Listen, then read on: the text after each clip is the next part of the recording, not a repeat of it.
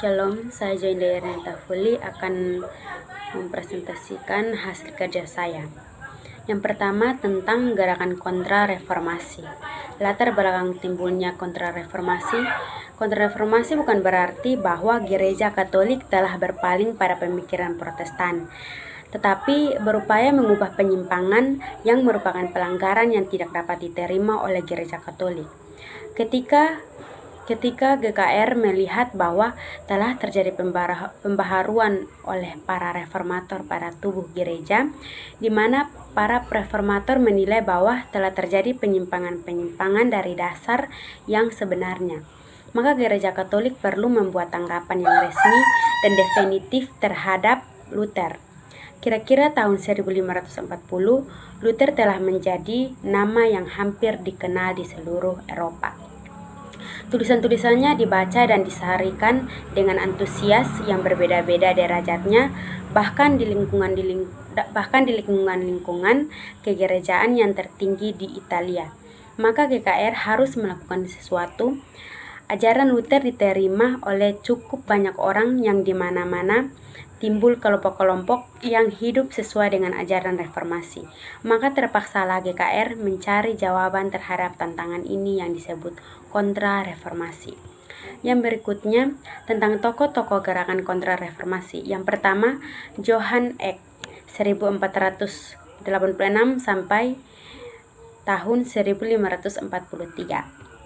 Pada tahun 1518, Eck menulis suatu risalah yang mengkritik 95 dalil Luther. Hal itu tampak juga dalam perdebatan di Leipzig pada tahun 1519. Eck dipercayakan sebagai juru bicara pihak Gereja Katolik Roma, Karl dan Luther. Eck berpendapat bahwa Paus adalah pengganti dari Petrus dan wakil Kristus atas dunia. Pendapat seperti itu bertentangan dengan kitab suci, dengan konsili Nicea dan dengan gereja purba. Tokoh yang berikutnya yaitu Ignatius Loyola, tahun 1491 sampai 1556. Ia menginginkan dua hal. Yang pertama adalah keinginan untuk menjadi ksatria.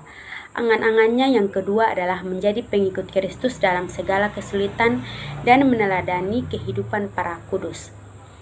Ia menyimpulkan bahwa cita-citanya untuk mengikut Kristus didorong oleh roh kebaikan, sedangkan cita-citanya untuk menjadi ksatria didorong oleh roh kejahatan.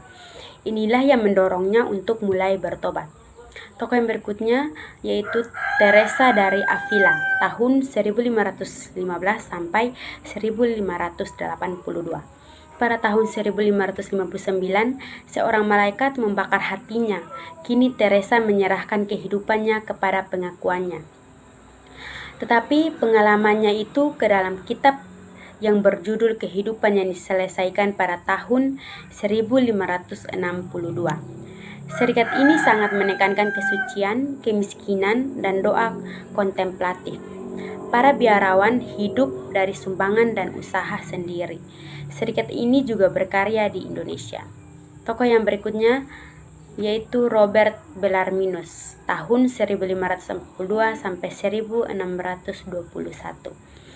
Robert menghasilkan sebuah tulisannya yang sangat terkenal yang berjudul Disputation de Controversies Christianae Fidea versus Hujus Temporis Haereticos, yang artinya perdebatan-perdebatan mengenai kontroversi-kontroversi sekitar iman Kristen melawan penyesat-penyesat masa kini.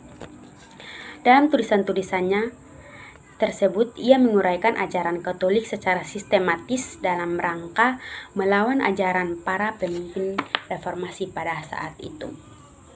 Gerakan Aufklärung, Humanisme, dan Pietisme. Gerakan Aufklärung pada abad ke-18, pemikiran filsafat diliputi oleh suatu masa bernama Aufklärung yang memiliki arti pencerahan. Kata Aufklärung sendiri berasal dari bahasa Jerman dan dalam bahasa Inggris ini diartikan sebagai Enlightenment. Pada masa ini, masyarakat Eropa mendapatkan penerangan dari masa kegelapan dengan mulai optimis untuk maju dalam pemikiran dan ilmu pengetahuan dan teknologi. Terjadinya gerakan Aufklärung ini disebabkan oleh beberapa hal, yaitu negarawan yang mementingkan akal, pemaksaan oleh pihak gereja kepada masyarakat untuk memaksakan doktrin dan melupakan kebudayaan Yunani dan Romawi kuno. Dalam gerakan ini ada beberapa tokoh di berbagai negara seperti Inggris maupun Prancis yang ikut terlibat di dalamnya. Tokoh-tokoh Inggris yaitu Francis Bacon dan John Locke. Francis Bacon salah seorang tokoh awal di Inggris dengan gagasannya knowledge is power. Ia berpendapat bahwa manusia harus bertindak dengan kekuatan ilmu pengetahuan dan tidak bergantung kepada Tuhan. John Locke, dia dikenal juga sebagai bapak liberalisme dengan karyanya Two Trees of Government. Berpendapat bahwa manusia diatur oleh hukum kodrat dan setiap individu memiliki hak yang tidak boleh dirampas. Untuk itu, pemerintah sebagai pemegang kekuasaan harus diatur juga oleh hukum. Tokoh-tokoh Prancis yaitu Jean-Jacques Rousseau dan Voltaire. Jean-Jacques Rousseau dengan idenya dia berpendapat bahwa negara yang baik adalah mencerminkan kedaulatan rakyatnya. Dari gagasan ini dia dianggap sebagai pendukung demokrasi. Voltaire adalah seorang tokoh reformasi sosial yang menurutnya dengan reformasi sosial rakyat dan tindak kesewenangannya. Ia juga sering memberikan kritik tajam untuk mendukung hak manusia, kebebasan sipil, beragama, dan pengadilan yang baik. Yang berikutnya tentang humanisme. Humanisme berasal dari bahasa Latin, humanis artinya manusia dan isme yang berarti paham atau aliran. Semula humanisme adalah gerakan dengan tujuan untuk mempromosikan harkat dan martabat manusia sebagai pemikiran etis yang menjunjung tinggi manusia. Humanisme menekankan harkat, peran, tanggung jawab menurut manusia.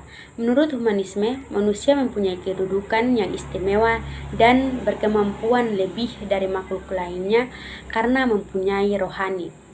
Pandangan humanisme membuat manusia sadar kembali tentang harkat dan martabat manusia sebagai makhluk rohani. Etika rohani mendasari manusia untuk bertanggung jawab dalam kehidupan di dunia. Seorang tokoh humanis yang paling termasyhur yaitu Erasmus. Memiliki pandangan yang merupakan campuran dari pandangan-pandangan Yunani Romawi dengan ajaran Injil. Ia sendiri disebut sebagai bapak aliran kekristenan yang serba bebas atau liberal.